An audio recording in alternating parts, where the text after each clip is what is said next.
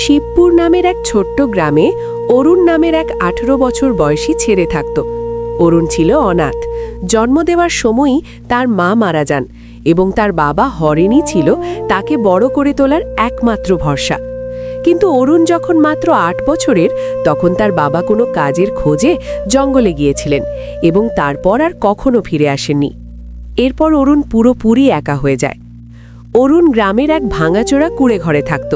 তার বাড়ির কাছেই গ্রামের সরপঞ্চ মধুসূদন ও তার স্ত্রী কল্পনা থাকতেন। তাদের নিজেদের কোনো সন্তান ছিল না, তাই অরুণের বাবা মা মারা যাওয়ার পর তারাই অরুণকে মানুষ করেছিলেন। এই নাও অরুণ বাবা, এই খাবারটা খেয়ে নাও, আর যদি কম পড়ে আমার কাছে এসে নিও।